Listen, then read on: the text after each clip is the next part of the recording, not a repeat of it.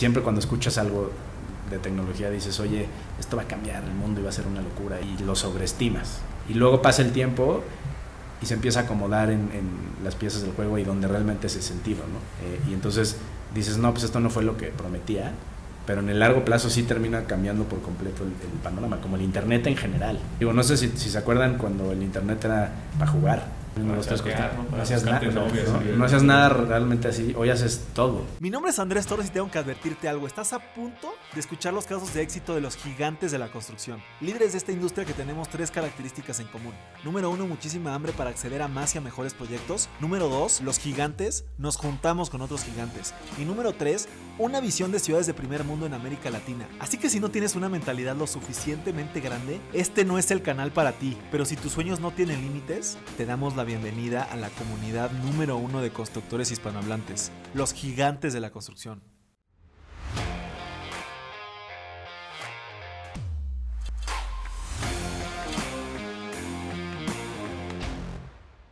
Mis gigantes, bienvenidos a un episodio más de este podcast más importante de construcción hispanohablante. Seguimos aquí en las oficinas de Grupo Marnos. Mi querido Alex, bienvenido. Muchas gracias, Andrés. Estamos con otros 2 gigantes de la construcción. Seguimos aquí como bien dices, con Marnos. Estamos ahorita aquí con Fernando Alonso, director general de MAF Capital. Y Juan Carlos Castro, cofundador de Brick. Pues antes que nada, pues bienvenidos a su podcast. Es un honor para nosotros tenerlos por acá y espero que tengamos una charla muy amena. No, pues muchas gracias a ustedes por esta iniciativa, pues a Juan Carlos por venir y pues bienvenidos a Marnos. Igual, Juan Carlos, bienvenido. Muchas gracias por la invitación. Pues contento de estar aquí y tener el primer día que llevábamos cocinando un buen rato. Definitivamente. pues nos gustaría que nos platicaras un poquito, Fernando, acerca de cómo se creó MAF Capital, o sea, cuáles fueron sus inicios, con qué objetivo, realmente para qué para qué sirve realmente esa área en Marnos. Definitivamente.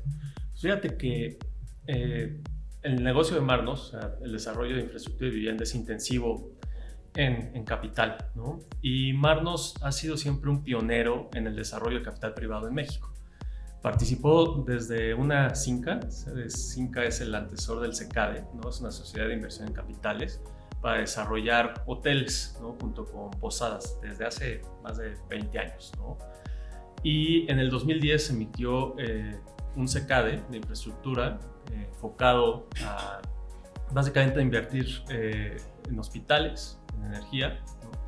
Y fue la primera vez que las Afores pudieron invertir en infraestructura social, ¿no? Antes, como saben, ha cambiado el régimen de inversión de las Afores. Antes se podían invertir nada más en renta fija, después ya en acciones, después ya podían invertir en activos alternativos, que es cuando ya pueden entrar tanto en real estate como en infraestructura. Entonces nosotros fuimos los pioneros en llevarle estas oportunidades de inversión a las Afores. Entonces, ¿por qué se crea MAF Capital? Básicamente para tener esa responsabilidad fiduciaria hacia los inversionistas terceros, ¿no? Tener procesos estandarizados, ser muy institucionalizados, tener el gobierno corporativo para poder reportar y ser siempre transparentes con nuestros inversionistas.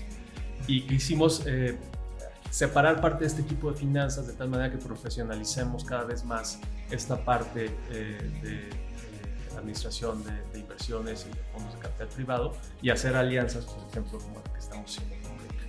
Y platícanos, Juan Carlos, de esa alianza, ¿cómo se fue cocinando? Mira, cuando empezábamos Brick, hace más de 7 años tal vez, 15, ¿no? Lo primero que pensamos cuando empezamos la empresa fue, vamos a buscar a desarrolladores grandotes, reconocidos, consolidados, ¿no? Que sepamos que hacen bien su chamba. Yo venía como de un mundo más corporativo, financiero, de fondeo de desarrollos grandes, entonces pues, tenía mapeados quiénes eran quiénes. Y fuimos a tocar muchas puertas, una de ellas fue Marnos, ¿no? Y así empezamos a platicar. Y como todo lo que hemos hecho en Brick fue venir a platicarles qué hacíamos y por qué existíamos, ¿no? Y qué pretendíamos, ¿no? Para entender si había algo donde pudiéramos empatar. Y estuvimos dándole muchas vueltas aquí con Fer.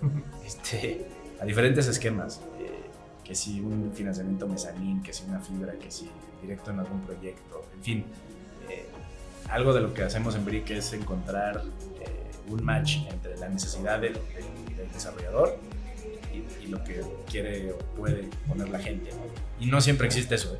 De hecho, los primeros años de la empresa nos encontramos con que no podíamos trabajar con los grandes desarrolladores, era muy complicado para nosotros, ¿no? Y entonces ahí como que reorientaron la empresa a desarrolladores que estaban más desatendidos, ¿no?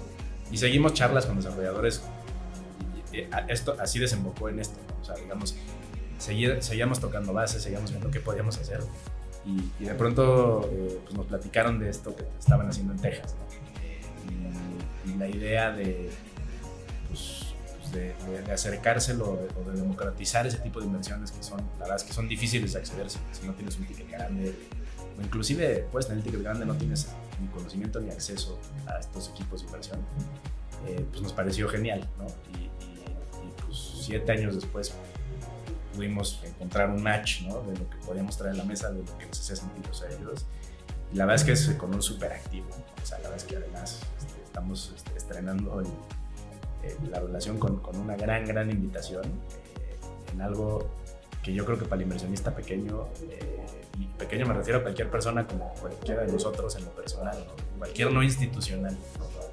Es súper atractivo y bueno para su portafolio, ¿no? Que es poder colocar dinero dolarizado en un activo muy resiliente, que produce rentas, vaya, y de la mano de un grupo súper serio. Entonces, así es un poco como llegamos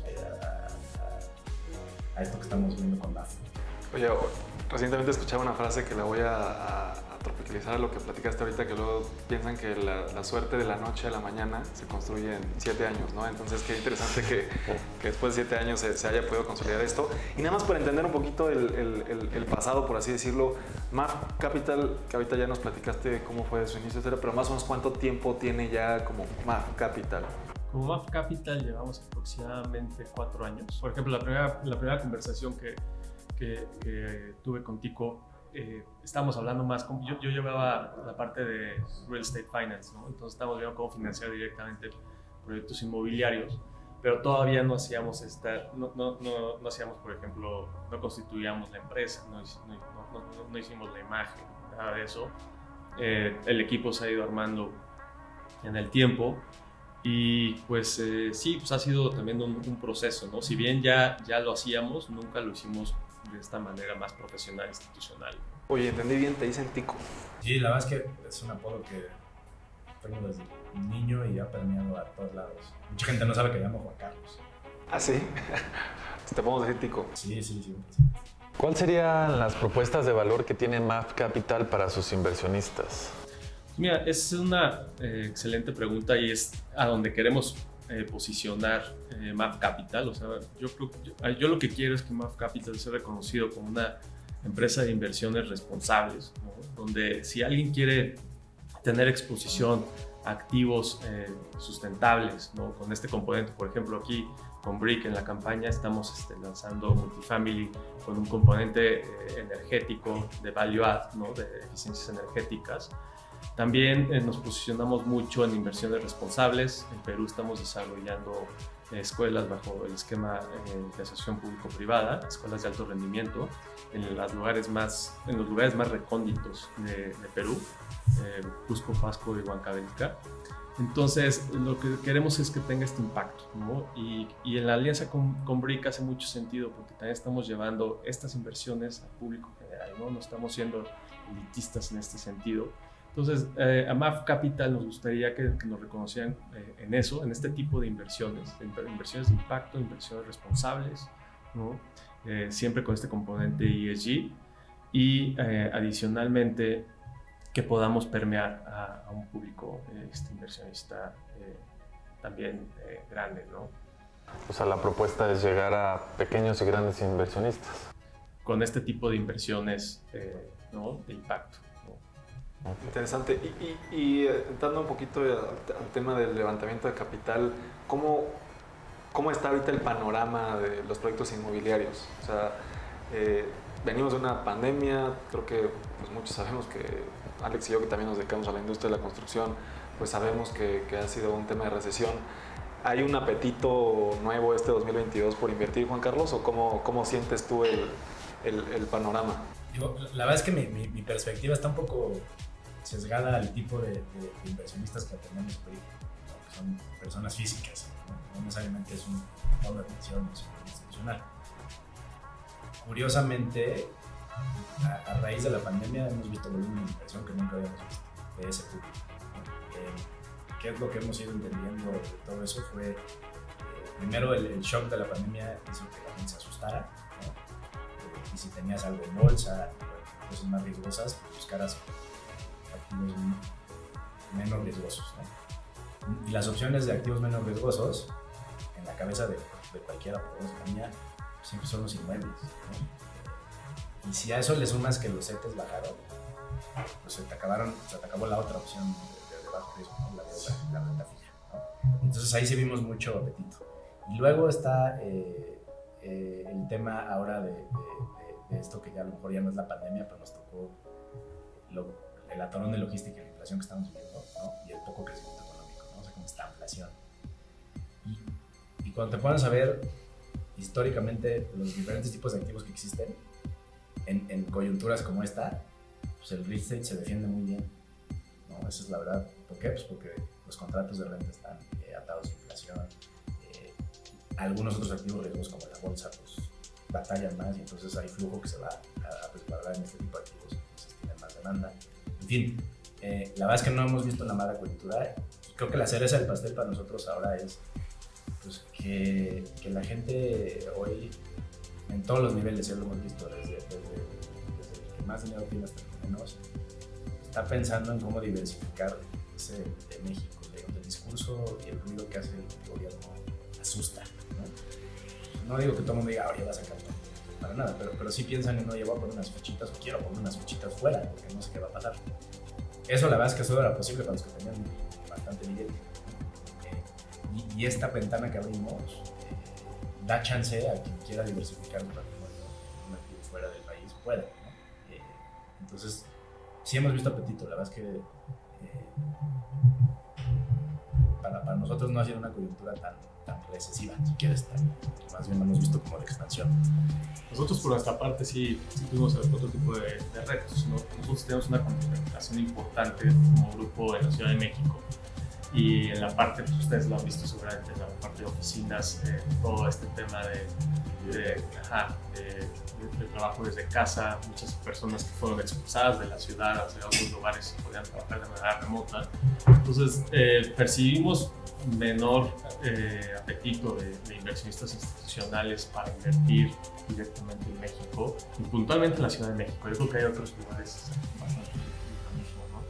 Pero sí lo notamos. Ahorita vemos cierta recuperación en ese sentido, pero al final sí venimos de un ciclo muy virtuoso en la Ciudad de México. Yo creo que de 2012 a 2018, donde casi que se vendían 8,000 viviendas verticales al año, y de la pandemia sí cambió mucho ese parámetro, ¿no? También la base de inversionistas que invertían en los desarrollos fue bajando gradualmente y pues eso también llevó a Marnos y a MAF a replantear su estrategia de inversión. Y ahí es donde, perdón Alex, ahí es donde entra el crowdfunding, para no solamente estar con los inversionistas tradicionales, sino también entrar, como decía Alejandro, con el ahorrador o el inversionista pequeño, mediano. Definitivamente para MAF Capital lo que más nos interesa es tener un inversionista contento, tener la reincidencia de nuestros inversionistas en nuevos proyectos y ampliar nuestra base de inversionistas, ¿no? Entonces, ¿qué mejor manera de ampliar la base de inversionistas que y yo en lo personal creo que va a ser, pues, sí, estamos viendo crecimientos bien importantes, pero yo creo que va a ser un jugador importante a futuro. ¿Y esa estrategia de inversión va a ser desde cuánto puedes invertir? O sea, ¿cuál sería el más pequeño? Digo, en general en BRIC siempre nos pusimos una meta de tener por lo menos una oportunidad de 1,000 pesos como mínimo, ¿no? A veces tenemos de 500 y una así, digamos, de ticket alto en BRIC, yo diría que es de 50,000 pesos, es de ahí para abajo. ¿De qué depende? Pues la verdad es que algunas algunos de los desarrolladores que están acostumbrados a los grandes jugadores institucionales te dicen, estás loco, cabrón, ¿cómo que 50,000 pesos? No, ponle más, cabrón, ¿no? O sea, sigue siendo muy bajo aunque le pongas más. Está ahí. O sea, no sé, Fer, ¿cuánto es, por ejemplo, si yo en lo personal quisiera irme a sumar al fondo de MAF Capital de Multitex en Texas? ¿Cuánto es lo mínimo que tomarían de ticket de alguien, así de un individuo en lo personal, para que se sume? Empezamos con $1 millón, ¿no? 20 millones de pesos. Y también vimos que estábamos dejando fuera a otros inversionistas que potencialmente podían, ¿no? Entonces, ahorita hemos tomado algunas suscripciones, incluso de $250,000, $500,000. ¿Y en esta asociación con ustedes ya está disponible algún proyecto de Marnos? Sí, claro. Está arriba en la página para que lo chequen. Se llama Multitex. Es esta, ¿cómo le llamarías tú? Plataforma de inversión en activos multifamily, ¿no? ¿Qué es? Pues suena muy sofisticado plataforma, ¿no? Pues la verdad es que van a invertir en diferentes propiedades de este tipo, ¿no? Y tú invirtiendo en el fondo, digamos, o en esta plataforma, tienes acceso a diversificarte en diferentes propiedades.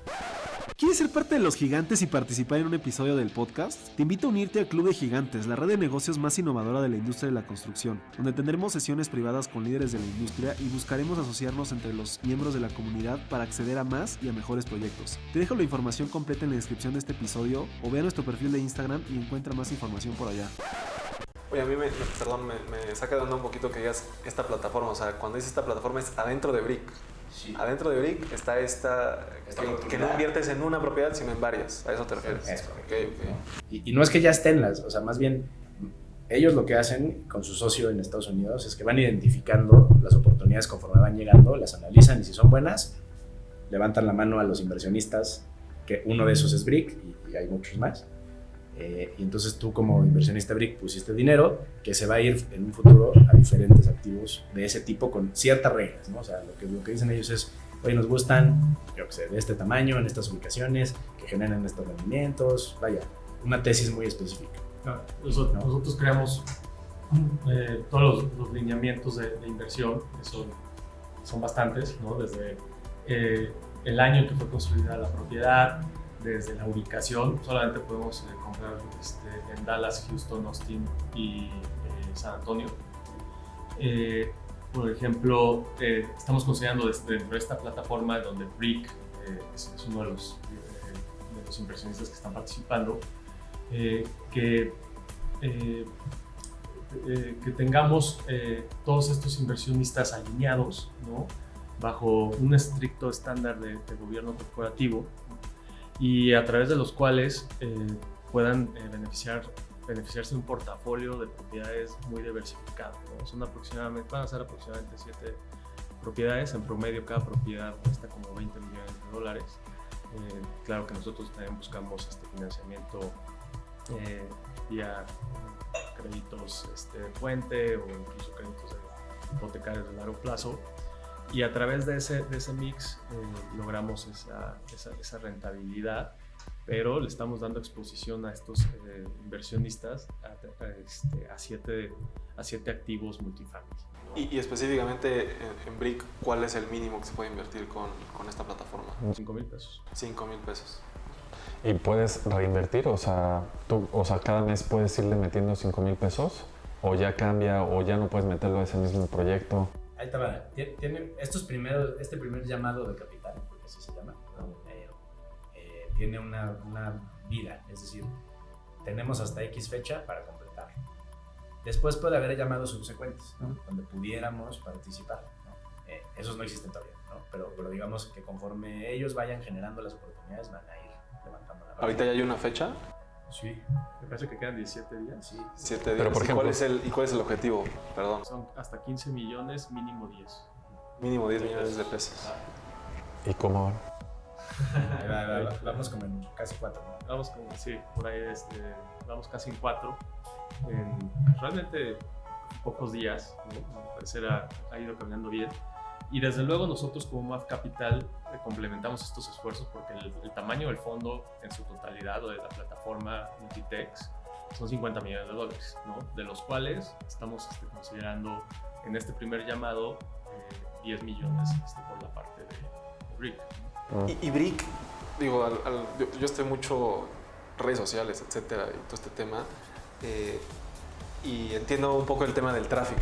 O sea, en Brick es muy importante el tema del tráfico, o es más un tema de reinversiones de las mismas personas que ya tienes.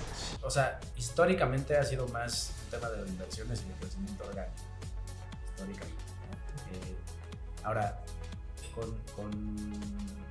con una base no tan grande, te voy a decir un número por eso, tenemos 70,000 usuarios. Tú hacer tu usuario no tiene precio ni costo ni nada, ¿no? O sea, básicamente no has invertido un peso tampoco. Y digamos que ya que inviertes te clasificamos como inversionista. Tenemos alrededor de 15,000, ya 16,000 inversionistas, ¿no? Con esos 16,000 inversionistas llevamos un poquito más de 1,000 millones de pesos cambiados a la historia de la empresa. Si ves la gráfica al principio eran muy poquitos, últimamente han sido muchos más, ¿no? Entonces, no es que no vivamos del tráfico y de las redes y medios masivos de comunicación, pero en la medida en la que queremos participar en negocios más grandes, vamos regulando esa llave, vamos creciendo, vamos convirtiendo sus usuarios y trayendo nuevos. Pero los números más o menos son así. Por eso nos gusta mucho todavía México, ¿no? O sea, es un país muy grande, somos muy chiquitos, tenemos todavía para lo que creemos que puede ser, ¿no? Y de lo que estamos muy convencidos es que el inversionista retail joven, ¿no? Que es quizá el que tiene menos de 30 años hoy, ¿no? O 30, 35 para abajo, está apenas entrando a la etapa de su vida donde va a tener poder económico para tomar decisiones, ¿no? Y todo ese público, de 35 para abajo, entiende y habla mucho mejor el canal digital que el tradicional, ¿no? Entonces, como eso está transicionando, pues creemos que rápidamente esto va a crecer mucho, ¿no? El otro se va a ir, yo creo que a lo mejor dejando de crecer, entonces se va a extinguir para nada, no tengo idea, pero la apuesta nuestra es que sí, ¿no? Que la gente joven va a entender mejor este tipo de plataformas. No sé, yo lo veo con mi hija, tiene 3 años y ya se usa el iPad y el celular y lo desbloquea y no habla bien, pero ya sabes, es que, ¿no? Y alguien que ya está decidido a invertir, ¿cuánto se tarda en que hace su usuario a que puede...? Nunca lo hemos cronometrado, pero yo creo que te tomaría menos de 5 minutos. Es un gran journey, ¿eh? Yo lo hice en lo personal, también como para conocer, para tener la experiencia. ¿Cuánto le metiste? Es 100% digital, ¿verdad? Ya me estás aplicando casi la misma del peje a la vez, ¿no? Sí. Aquí exhibiéndome. No, yo sigo siendo un inversionista retail, entonces no hay nada de qué preocuparse, pero la intención era conocer un poco el retail, perdón, esta experiencia del usuario de Brick, y a mí se me hizo fantástica. Todos los dashboards donde ves tus inversiones, también ver las otras inversiones que están disponibles, a mí se me hizo, y el journey es 100% digital, ¿no? Yo siento que también esto que comentabas sobre el nuevo usuario y cómo quiere tomar las decisiones, todo eso, a este nuevo usuario ya no le interesa tener una sopa patrimonial, ¿no? Quieren tomar las decisiones directamente y que 100% en un journey digital, ¿no? O sea, para mí fue bastante... Me sorprendió de muy buena manera, de verdad. Yo en la duda del levantamiento de capital, por ejemplo, tú lo abres 20 días y yo aboné una cantidad en el día 3, pero de repente en el día 8 me cayó una lana, ahí sí puedo, o sea, sí. Durante hasta que se cierre. Hasta que se cierre tú puedes poner todo lo que quieras hasta que la llenes. Es más, si tú tuvieras los 15 millones y ahorita si quieres platicamos, vamos a cerrarla hoy, ¿no? La verdad es que sí, tenemos gente que nos dice, oye, ahí tengo una lanita que tenía ahorrada, pero viene mi aguinaldo, un bono, lo que sea, que le pegué a la quiniela del fin de semana. O tenía criptos que se fueron al cielo y lo vendí. Entonces sí, eso sí se puede. Y lo que sí sucede es que la gente ya ha invertido, ya cerró el proyecto, ya se echó a andar. Empiezan los negocios a funcionar y a producir y a regresar, no sé, rentas o intereses o lo que toque. Esos flujos la gente los vuelve a meter en otro proyecto. O sea, entonces nosotros constantemente tenemos que tener inventario en la página. Pero ese retorno, ¿cómo es? Es cuando acaba el proyecto, ¿no? Depende, no, hay de todo, sea, ¿no? Nosotros ahorita nuestra estrategia es 100% value add, son propiedades existentes donde vemos una oportunidad para llevar rentas al mercado. Generalmente identificamos propiedades que a lo mejor necesitan revestimientos ligeros de fachada o remediación de las azoteas, algún cambio en los interiores. Entonces llegamos, renovamos, llevamos las rentas a mercado y ahí ya empieza a generar flujos que vamos repartiendo a los inversionistas, y al finalizar el periodo de inversión sí salimos a vender las propiedades y ya construimos el retorno. Pero prácticamente a partir del año 2 empezamos a regresar dinero a nuestros inversionistas. Eso es muy, muy común en Estados Unidos, ¿no? ¿Qué tanto faltará o qué tantos proyectos habrá ya en México con ese concepto de un edificio completo en renta de departamentos? ¿En México cuánto hay? Pues, o sea, es un mercado que se está desarrollando en México y que ya, o sea, por ejemplo, Nomad Living, Greystar, ya han puesto los ojos en México para desarrollar vivienda en renta. Sí, entrevistamos a Greystar acá en el podcast, sí. Sí, ellos son realmente los jugadores ahorita importantes. Lo que pasa es que pues, hoy día las rentas y los costos de capital, las rentas son relativamente bajas en México, los costos de capital altos. Entonces, cuando comparas el cap de entrada versus el costo de financiamiento aquí en México, pues tienes que apostarle a un crecimiento en rentas brutal, ¿no? En cambio, en Estados Unidos, costos de capital más bajos y rentas más altas, ¿no? Eso sin mencionar que los fundamentales de Texas están muy bien, ¿no? O sea, hoy estamos viendo cómo expulsan Nueva York, California, gente a Texas, ¿no? Gente muy educada, gente de buenos trabajos, ¿no? Y que demandan vivienda, ¿no? Entonces eso le da un impulso bien importante a las rentas. Hoy día la mediana de las rentas en Texas está por ahí de los $1,200, cuando en California estábamos hablando de $3,200, ¿no? Entonces la diferencia es alta. Entonces acá en México y en Latinoamérica específicamente ustedes no están pensando en ese tipo de proyectos. Los hemos evaluado pero realmente la rentabilidad todavía vemos que tiene algo de camino por recorrer. Ahorita con el desplazamiento de la curva de rendimientos y el incremento de los estados de corto plazo, pues también hace más retador hacer este modelo.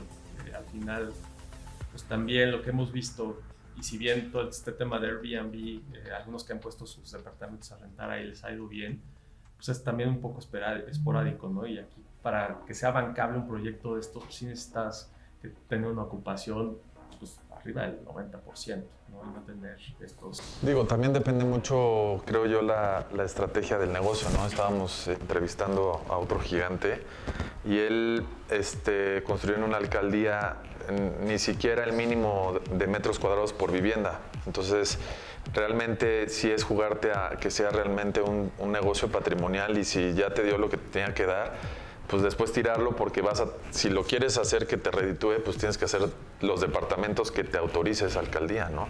Entonces, yo creo que los... Co-living. Ajá.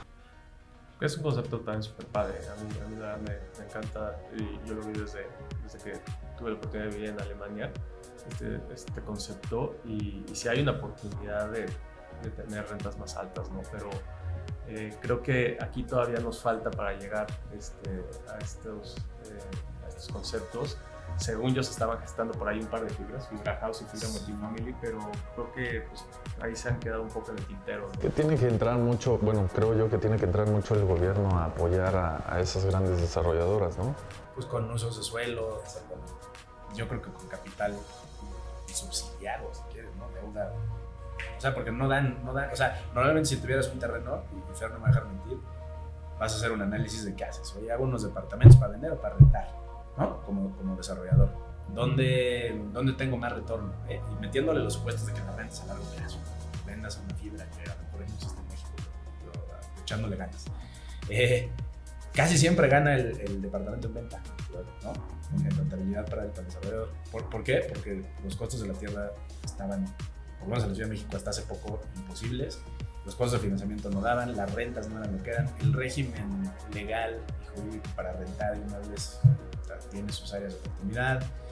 Vaya, hay muchas cosas en contra, hay pocos que se han aventado, ¿no? Y sobre todo los institucionales les cuesta mucho trabajo. Greystar, yo creo que lleva 10 años aquí tratándolo de hacer y a lo mejor tiene un par de propiedades, ¿no? Siendo un monstruo institucional que podría ser las que quiera al año. nosotros donde hemos visto que suceden esos negocios, porque sí hay gente rentando, hay muchísima gente rentando, pero son como negocios de viuda. O sea, son gente que en lo personal compró un departamento y lo pone a rentar. Ni hace bien las cuentas de si tiene un retorno o no, ¿no? Saca un crédito hipotecario a veces, ¿no? Y arriba del 10%, ¿no? Cuando la renta no da eso. Pues, tú vas a cualquier lugar de primer mundo, la tasa de interés a veces hasta la puedes cubrir con la renta, ¿no? Si no te apalancas mucho. Aquí es poco probable, factible, ¿no? Sí. Nosotros hemos financiado a nivel capital y ahorita empezamos hace poco en BRIC algunos proyectos de co-living, pero con un instrumento de equity infinito. O sea, tú te subes, recibes rentas, algo de plusvalía y habrá un mercado secundario. Pero digamos, el activo pues, no crea las unidades que después va a poder escriturar. Eso, la salida de ese activo pues es muy difícil. difícil. ¿No? Te lo tienes que imaginar. Sí, exactamente. Y a nosotros también nos gusta. De hecho, nos gustaba el tema de la vivienda estudiantil bajo este concepto también de co-living. Creo que hay un montón de oportunidades, ¿no? Al respecto. El tema del financiamiento, en algún momento Sociedad Hipotecaria Federal sí estaba apoyando mucho la vivienda en renta, ofreciendo financiamientos a 20, 25 años, pero pues como que ahorita ya no le han dado ese impulso y pues ha sido un poco en detrimento del desarrollo de esto. Y aparte, como bien comentaba Tico, el tema de ejecutar los contratos de arrendamiento es un gran reto, ¿no? Y eso hace que también todos estos desarrolladores de vivienda en renta se estén enfocando al segmento premium, ¿no? Cuando la verdad la necesidad está en el segmento medio, ¿no? Rentas de 150 o 200 pesos metro cuadrado, ¿no? Todos estos quieren ir a fuerzas a las que son 300, 350 pesos metro cuadrado, ¿no? Entonces, pues ahí yo creo que el mercado sí está atendido, pero en ese sector realmente todavía hace falta, ¿no? Y es lo que no vemos en Estados Unidos. En contrario, en Estados Unidos, en Texas, realmente el arrendador sí está muy protegido para ejecutar los contratos de arrendamiento. Realmente nadie deja de pagar las rentas en Texas. Incluso cuando vimos la pandemia, la ocupación siempre se mantuvo. No hubo necesidad de hacer evictions, ¿no? A los tenants. Y también pues hemos visto que está la posibilidad de meter al buró de crédito incluso a los que te dejen de pagar, ¿no? Entonces la verdad lo que menos dejan de pagar es la renta, ¿no? Entonces por eso nos gustó posicionarnos en Estados Unidos. Ya tenemos un equipo en Marnos de desarrollo directamente que es Boots on the Ground desde también pues, prácticamente 3-4 años.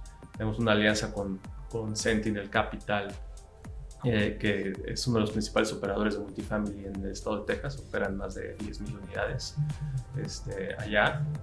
Y pues eso al final, cuando lo pones en perspectiva versus México, pues la verdad es que estamos en pañales, sí, nosotros eso.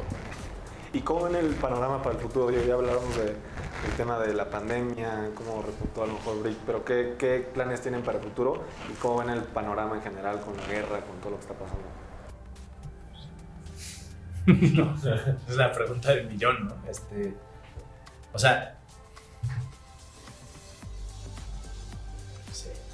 yo creo que nos tenemos que empezar a acostumbrar a que la realidad hoy es muy inmediata, mucho más que antes, ¿no? Entonces, no necesariamente es más turbulenta que antes, nada más lo tenemos aquí todo el día, ¿no? Antes no te enterabas y no vivías angustiado porque no sé qué ciudad en Ucrania, no sé qué, ¿no? O sea, hoy hay mucho más información y acceso a la información y eso a veces causa ansiedad, ¿no? Entonces, no lo había pensado así, fíjate que tienes mucha razón. O sea, habiendo dicho eso, también es cierto que a lo mejor llevábamos, no sé, desde los 80s, con relativa calma, ¿no? O sea, no había habido, había habido guerras, pero vaya, no había habido una turbulencia como fue la pandemia, no había habido, habían sido años razonables, ¿no? Pues así no es la historia del mundo, ¿no? Sube y baja, y nunca nos habían tocado tantos ni tan duros, ¿no? Porque nos llevábamos con un buen ciclo, ¿no? Si quieres verlo así. También hay que ser conscientes de eso, ¿no? Y entonces, habiendo dicho eso, pues yo creo que estos movimientos grandes como la pandemia pues, son momentos de replantearse y de tomar oportunidades, ¿no? Porque no pasan todo el tiempo y no se abren esos, o no se mueven las piezas así normalmente, ¿no? Entonces, para los que entendieron eso, pues empezaron a reinventarse o entender dónde jugaban. Algunos no, y pues no la libraron, ¿no? Algunas industrias a lo mejor, por el proceso mismo del avance de la humanidad, pues dejan de existir como las conocíamos y otras se inventan, ¿no? Pero sí creo que estamos como viviendo en esa transición, ¿no? Con muchas noticias además, ¿no? Entonces, pues yo diría que nos tenemos que acostumbrar, eso es el primer paso. Así va a ser, yo creo que no va a parar y siempre va a haber algo en las noticias y siempre va a haber... sí, algo que te genere incertidumbre, ¿no? Ese es el negocio de los medios, claro. Te quieren como abeja en el panal. Sí. Yo por eso no veo noticias. Te lo juro. Pues digo, yo no soy tan pesimista pensando así, ¿no? Diciendo, oye, no es que estemos tan mal, es que hay mucho ruido, ¿no? Porque siempre pasan cosas. Siempre pasan cosas. Y si te haces para atrás y lo ves a 1000 pies, pues a lo mejor tendrías que fijarte en ciertas métricas, ¿no? Si hay más hambre o no, si hay más muertos o no, si hay más... Y en general creo que los índices han mejorado en el mundo, ¿no? O sea, y no está tan difícil imaginarse que las problemáticas serán otras, pero las que nos agobian hoy a lo mejor dejan de ser problemáticas, ¿no? Está cambiando muy rápido y la tecnología está cambiando un chorro y cada vez a pasos más agigantados. Entonces, yo soy bastante optimista de lo que viene. Sí, yo igual, o sea, al final hay bastantes retos, ¿no? Hay cambios de paradigmas muy marcados, ¿no? La última crisis, la del 2008,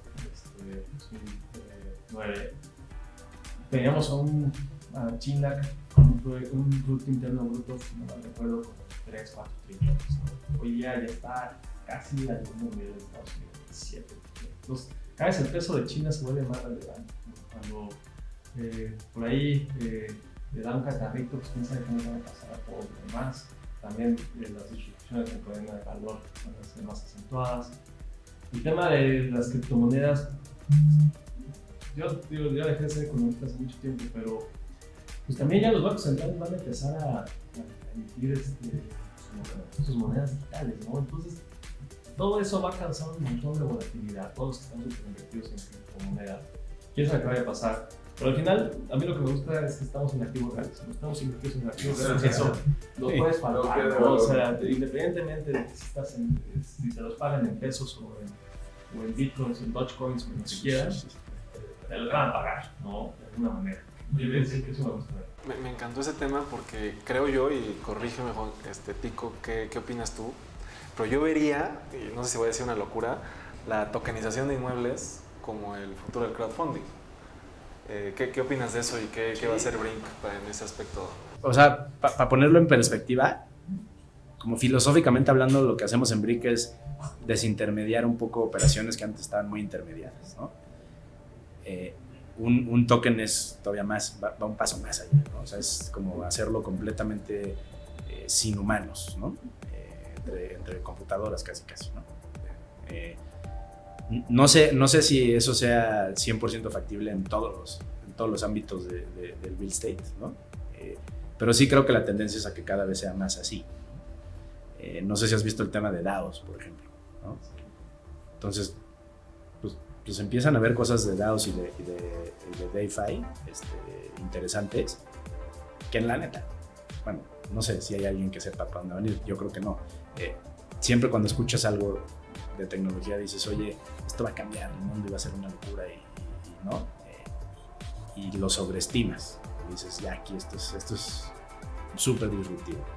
Y luego pasa el tiempo y se empieza a acomodar en las piezas del juego y donde realmente se sentido, ¿no? Y entonces dices, no, pues esto no fue lo que prometía, pero en el largo plazo sí termina cambiando por completo el panorama, como el internet en general. Digo, no sé si se acuerdan cuando el internet era para jugar, nada más, ¿no? O sea, te estás viendo dos, tres cosas, no hacías nada realmente así, hoy haces todo por ahí, ¿no? Entonces creo que las criptos son un poco así. Llegaron y todo el mundo dijo, no, ya, aquí estoy ya. Pero, ¿y en Brink van a hacer una estrategia o te vas a esperar a que se estabilice o vas a esperar regulación? Esa es buena pregunta. Primero, somos de un ente regulado, entonces, como las criptos hoy en México no están reguladas, ¿no? Sería complejo para nosotros aceptarlas, principalmente por un tema de KYC y PLD. Yo creo que, como dice Fer, el volumen de gente ya participando en los mercados ya es tan grande que las autoridades no se pueden hacer güeyes. Van a encontrar una manera de que participen del sistema de manera correcta. Y eso creo que es hasta una buena noticia para las criptos, porque las criptos en general yo creo que son la herramienta para resolver problemas de KYC y de PLD. O sea, no hay nada más trazable y visible que eso. Todo el mundo dice, no, es que ahí se mueve dinero ilegal y la chingada. Yo creo que el dinero ilegal se mueve en cash, en su mayoría. Porque ese no es trazable y no es, no sabes de dónde vino, de quién es.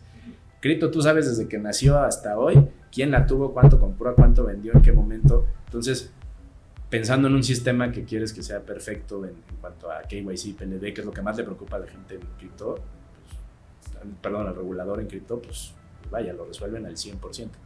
Entonces, eventualmente las van a meter. Cuando sucede eso, pues evaluaremos. La verdad es que nos encantaría si soluciona algo, porque muchas veces lo que nos ha pasado hoy es que hay mucho entusiasmo y está el problema de que cuando tienes un martillo en la mano crees que todo es clavo, ¿no? Y entonces a todo le quieren aplicar este tema y no necesariamente, ¿no? O sea, habrá cosas donde hace mucho sentido, habrá cosas donde hace menos sentido. Para nosotros integrarlo tendría que hacer algún sentido tanto para el usuario, para el solicitante, para alguien, ¿no? Pero si le vemos valor, definitivamente le entraríamos, ¿no? Yo creo que las realidades se construyen, no están predestinadas. Entonces hay tanta gente inteligente además y tanta lana atrás de estas iniciativas de cripto que eventualmente se van a materializar estas realidades y van a ser una moneda más o un medio de pago más, o la moneda o el medio de pago más, o no sé, la verdad. De lujo, interesante. Pues ya veremos ahí a MAF Capital y a Brick haciendo transacción de inmuebles. Yo todavía tengo mis dudas cómo se va regulando. ¿Quién regula la oferta monetaria de bitcoins, no? O de criptos, ¿no? O sea, es como que todavía a veces donde queda las Pero bueno, y bueno, para terminar, antes de darles una pregunta bonus, me gustaría que nos dejaran algún medio de contacto si a alguien le interesó lo que platicamos o alguien los quiere buscar, ya sea personal o de sus empresas. No sé dónde los puedan encontrar, su página web o lo que gusten. Sí, con todo gusto. O sea, a mí me gustaría hacer un gran llamado a toda la audiencia de Gigantes de la Construcción a que visiten brick.mx y vean Multitex. Los invitamos a que le den que vean la propuesta de valor de la inversión, que vean de qué se trata esta alianza que tenemos.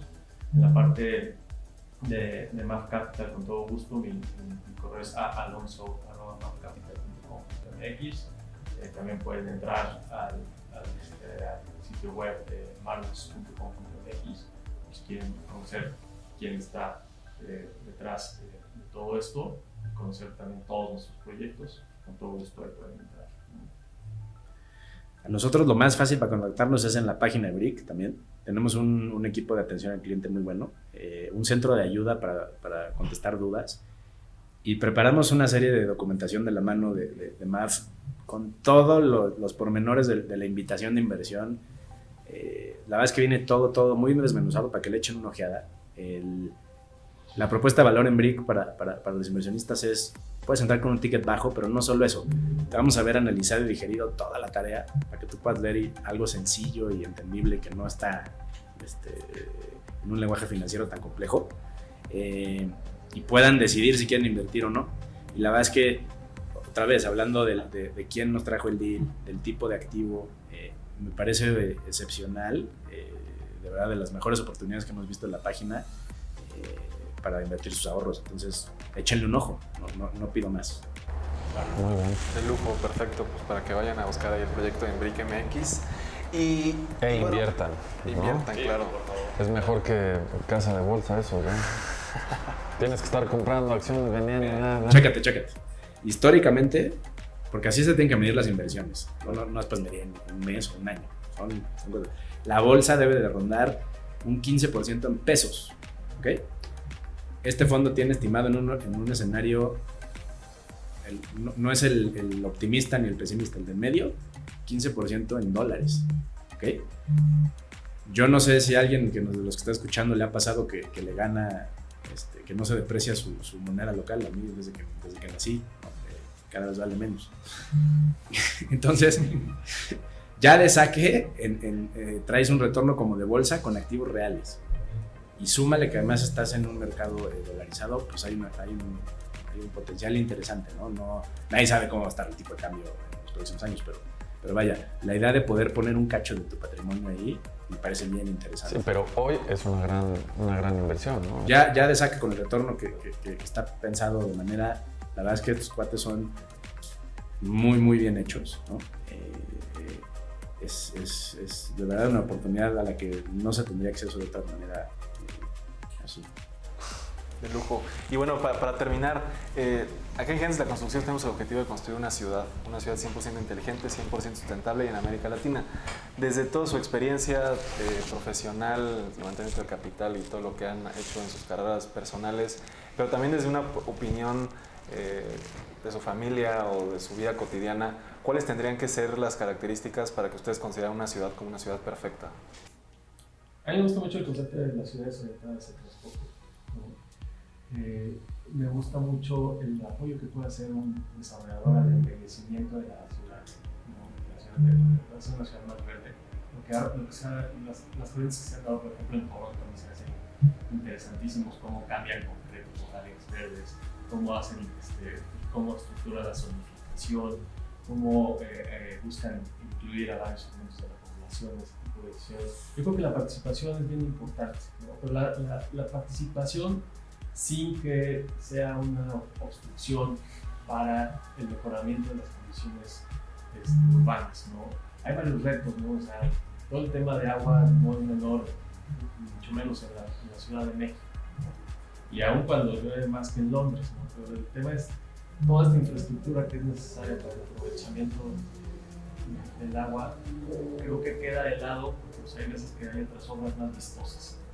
Entonces yo creo que hay que empezar con el tema de infraestructura, tener bien los cimientos y luego sí buscar estas ciudades orientadas al transporte, la movilidad, ¿no?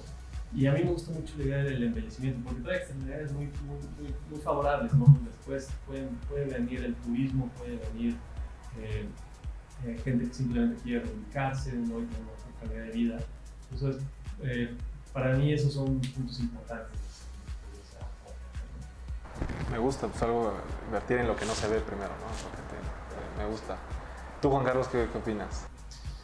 Yo creo que tendría que ser una ciudad fácil de vivir y eso quiere decir que existan lugares donde puedes vivir, o sea, que haya suficiente oferta a precio razonable para que puedas decidir vivir ahí. Eso es una. Fácil en el sentido de que haya servicios, fuentes de empleo, vaya, que puedas hacer tu vida ahí, ¿no? Que te puedas transportar de manera fácil. Entonces tiene que ser fácil en ese sentido.